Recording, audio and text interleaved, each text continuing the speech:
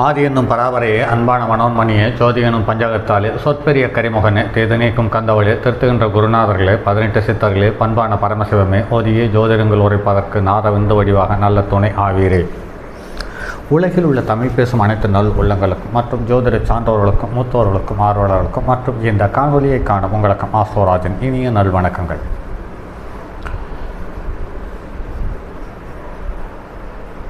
கலப்பு திருமணம் எவ்வாறு நடக்கும், எந்த தசாபுத்தியில் நடக்கும் என்பது சார்ந்த தகவலை தரக்கூடிய பதிவுகள் தொடர் பதிவுகளாக கொடுத்து வருகிறோம். இதில் ஒரு 10-12 ஜாதகங்களை எடுத்துக்காட்டாக அதனுடைய பாகை வாரியாக தகவலை சொல்லி இந்த கிரகம் இந்த கதிரிலைகளினுடைய தாக்கத்தால் இதனுடைய தசாபுத்தி காலத்தில் இந்த திருமணம் நடந்தது என்பது சார்ந்த ஒட்டுமொத்த தகவலையும் மிக குறுகிய காலத்தில் இதில் திருமணம் சார்ந்த விஷயங்களை மட்டும்தான் பேசப்போகிறோம் அல்லது கலப்பு திருமணம் சார்ந்த விஷயங்களை மட்டும்தான் பேசப்போகிறோம்.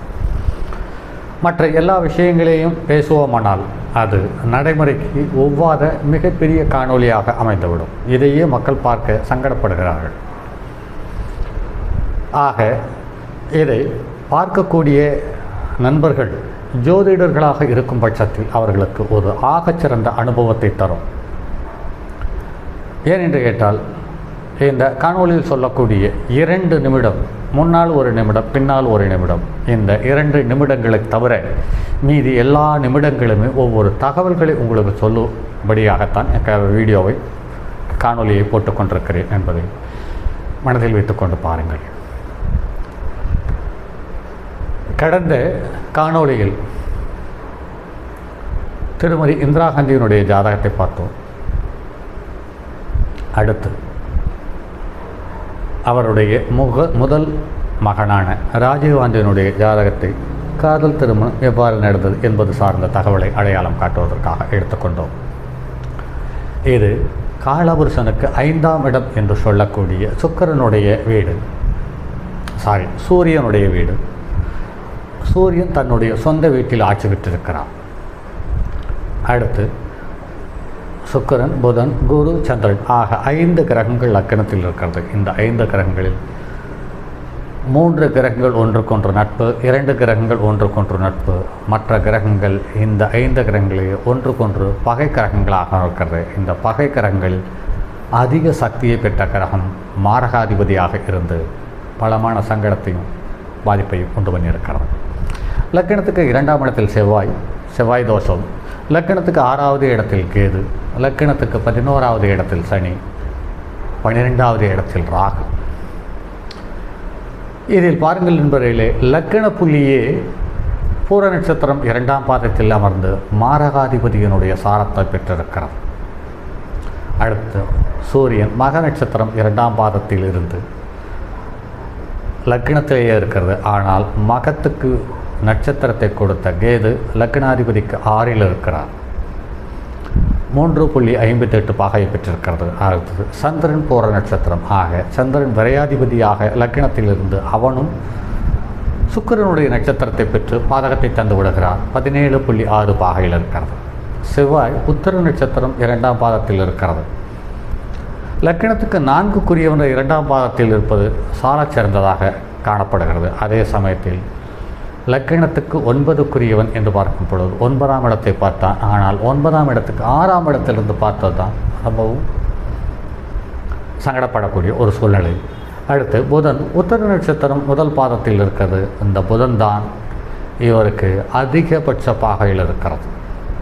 ஆக இவருக்கு இந்த புதன் 1க்கு மேற்பட்ட வித்தைகளையும் கலைகளையும் சொல்லித்தந்தது என்பதில் மாற்று கருத்தில்லை.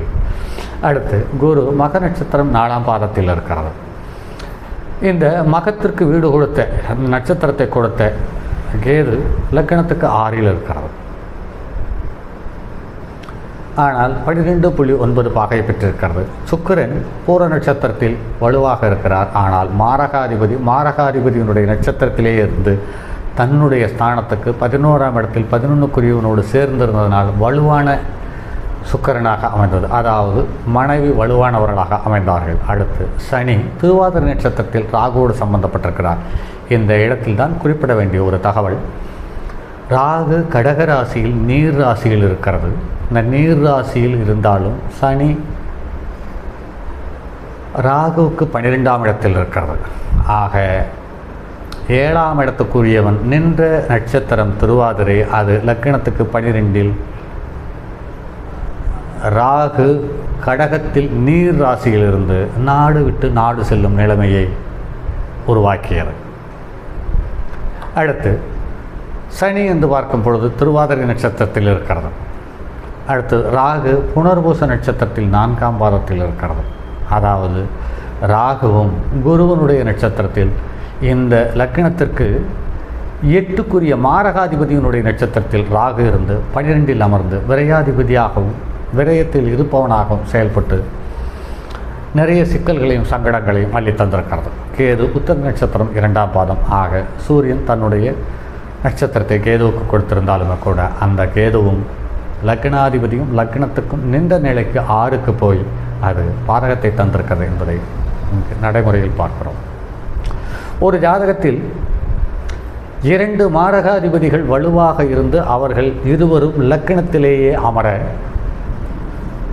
லக்னாதிபதியே லக்னத்தில் அமர, விரையாதிபதியும் 2ஆம் அதிபதியும் 2-11க்குரியவனும் லக்னத்தில் அமர, இங்கு விரையாதிபதி சந்திரன், 8க்குரிய மாரகாதிபதி குரு, 3க்குரிய மாரகாதிபதி சுக்கிரன், இந்த 3 பேரும் இந்த ஜாதகத்தில் வலுவாக இருந்து இவருக்கு ஒரு மிகப்பெரிய யோகத்தை தந்து அந்த யோகமே இவருக்கு அந்திம காலத்தை அடையாளம் காட்டக்கூடிய ஒரு சூழ்நிலையாக அமைந்துவிட்டது என்பதுதான் காலக்கொடுமை. இவருடைய ஜாதகத்தில் இவர் திருமணம் செய்தது என்று பார்க்கும் பொழுது 25/2/1968 இந்த திருமணம் நடந்திருக்கிறது. இதுவும் விரையாதிபதியினுடைய சாரத்தில், அதாவது சந்திரனுடைய நட்சத்திரத்தில் குரு 8க்குரிய மாரகாதிபதியினுடைய புத்தியில் திருமணம் நடந்திருக்கிறது. ஆக விரையாதிபதியும் 8க்குரியவனும் ஒரு திருமணத்தை தந்து அந்த திருமண வாழ்வை பலமான சங்கடத்திற்கும் சர்ச்சைக்கும் உள்ளாக்கி விட்டது என்பதுதான் இங்கு மேலும் குறிப்பிடக்கூடிய ஒரு தகவல். ஆக ஜாதகத்தில் 5 கிரகங்கள் நின்று இந்த 5இல் 3 கிரகங்கள் ஒரு இனத்தை சார்ந்தது மற்றும் 2 கிரகங்கள் ஒரு இனத்தை சார்ந்தது. ஆக கூட்டு கிரகங்களும் ஒன்றுக்கொன்று பகையாக இருந்ததால் யோகத்தை கொடுத்து அந்த யோகத்தை அதே கிரகங்கள் கெடுத்து விட்டது என்பதுதான் நடைமுறை அனுபவம். ஆக ஒரு ஜாதகத்தில் லக்னாதிபதி லக்னம் நின்ற புள்ளி 7ஆம் அதிபதிக்கு நட்சத்திரம் கொடுத்த கிரகம் அது 7ஆம் அதிபதிக்கு எந்த ஸ்தானத்தில் நின்றது என்பது சார்ந்த தகவலே வாழ்க்கை துணையினுடைய தேர்வை அடையாளம் காட்டுகிறது, அடையாளம் காட்டியிருக்கிறது. இப்படிப்பட்ட சூழ்நிலைகளே முன்பின் தெரியாத புது முகம் உள்ள ஒரு இடத்தில் பிறந்த ஒரு பெண்ணை வாழ்க்கை துணையாக அடைவதற்கு ஏதுவான சூழ்நிலை உருவாக்கி தந்து விடுகிறது. ஆக லக்னத்திற்கு 6, 8, 12க்குரியவர்கள் மாரகாதிபதியினுடைய சம்பந்தம் பெறக்கூடாது. இது முதல் கண்டிஷன். 2வது, லக்னத்துக்கு 7க்குரியவன் ராகு கேதுவனுடைய சம்பந்தம் பெறக்கூடாது. அதே சமயத்தில் லக்னத்துக்கு சனியினுடைய சம்பந்தம் பெறக்கூடாது. ஆக சனியினுடைய சம்பந்தம், சனி என்பவன் 6க்குரியவனும் அவனே 7க்குரியவனும் அவனே. அவன் லக்னத்தை பார்ப்பது என்பது 11ஆம் இடத்தில் இருந்து பார்ப்பது யோகம் என்று பார்த்தாலுமே கூட, ஆனால் லக்னத்தை சனி பார்ப்பது என்பது அவ்வளவு சிறப்பான விஷயமில்லை. இதை துர்மரண ஜாதகங்கள் என்று இன்னும் சில மாதங்களில் ஒரு தலைப்பு போடுவோம். அந்த தலைப்பில் இந்த தலை தனியாக சிதறி உடல் சிதறியதற்கான காரணத்தை அடையாளம் காட்டும் கிரகங்கள் சம்பந்தப்பட்ட தகவலையும் இதே ஜாதகத்திலிருந்து பதிவாக எடுக்கலாம். அந்த துர்மரண ஜாதகத்திலும் ஜாதகங்களை சொல்லும் பொழுதும் அதுவும் 12 ஜாதகங்களை எடுத்துக்கோ. ஆக ஒவ்வொரு நிகழ்வுகளுக்கும் ஒவ்வொரு உறவுகளுக்கு சம்பந்தப்பட்ட விஷயங்களிலும் 12 ஜாதகங்களை எடுத்துக்கொள்வதாக முடிவு செய்திருக்கிறோம். அந்த 12 ஜாதகங்களையும் தொடர் ஜாதகங்களாக கொடுத்து ஒரு குறிப்பிட்ட காலகட்டத்தில் ஒரு குறிப்பிட்ட காணொலியை தந்துவிட வேண்டும் என்ற எத்தனைப்போடு செயல்பட்டு கொண்டிருக்கிறேன். கூடுமான வரையில் ஆதரவு கொடுங்கள், சப்ஸ்கிரைப் செய்யுங்கள் என்று உங்களை கேட்கவில்லை. உங்களுக்கு இது பயன்படும் விதமாக அமையும் பட்சத்தில் இந்த குழுவில் இணையுங்கள், இல்லை என்றால் கடந்து செல்லலாம். அதே சமயத்தில் சில நண்பர்கள் காலப்போக்கில் கேட்கலாம், இந்த ஜாதகம் சம்பந்தப்பட்ட விஷயங்களை எடுத்துக்காட்டோடு நிறுத்தி விடுவீர்களா, நடைமுறையில் பார்க்கிறீர்களா என்று பார்க்கும் பொழுது, நடைமுறையில் இருக்கக்கூடிய ஜாதகம் வலுவான பாவக்கிரகங்கள் மாரகாதிபதியினுடைய சம்பந்தம் லக்கணத்துக்கு இருக்கும் பொழுது உங்களுடைய ஆயுள் காலம் ரொம்பவும் நெருக்கடியும் சிரமமாக இருக்கிறதுக்கான வாய்ப்பு இருக்கிறது. கண்டங்கள் வருவதற்கான சந்தர்ப்ப சூழ்நிலை இருக்கிறது. பார்த்து பயணியுங்கள் என்ற எண்ணத்தோடு ஒவ்வொரு ஜாதகத்தையும் அதீத ஈடுபாட்டோடு முழு கவனத்தோடு பார்த்து பலன் சொல்லி வருகிறேன். அப்படிப்பட்ட நிறைய ஜாதகங்கள் கிட்டத்தட்ட 27 வருடமாக பார்த்த ஒவ்வொரு ஜாதகத்தையும் என்னுடைய பதிவில் வைத்திருக்கிறேன். அதாவது நோட்டில் எழுதி வைத்திருக்கிறேன். அது வாடிக்கையாளர் சொன்ன தகவல்கள், நான் சொன்ன தகவல்கள் எந்த விதத்தில் ஒத்துப்போயிருக்கின்றன என்பது சார்ந்த தகவல் நிறைந்த ஜாதகங்களை மட்டுமே உங்களுக்கு எடுத்துக்காட்டு காணொலியாக கொடுத்து கொண்டிருக்கிறோம். ஏனென்று கேட்டால், முதலில் பிரபலமானவர்களுடைய ஜாதகத்தை போட்டு பலன் சொல்லும் பொழுது அல்லது இந்த நிகழ்வுகள் இதுதான் செய்திருக்கிறது என்று சொல்லும் பொழுது உங்களுக்கு கொஞ்சம் பிடிமானமாக இருக்கும் என்பதில் மாற்றுக்கருத்தில்லை.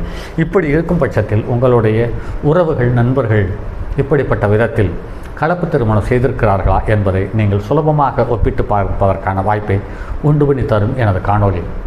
சரி நண்பர்களே, மற்றும் அடுத்ததொரு பதிவில் சந்திப்போம். அதுவரை உங்களிடமிருந்து விடைபெறுவது உங்கள் அன்பு நண்பன் எம் ராஜரத்தினம். தங்கமான் மழுவோடேந்தி தன்மதி தலையில் கொண்டோர் மங்கையர் பதிக்கச் சொன்ன மாமொழி ஜோதிடத்தை இங்கு யாம் உரைப்பதற்கோர் ஏமை என்னும் பிழை வராமல் காக்க செங்கன் மால் மருகன் யானைச்சரன் பதம் காப்பதாமே.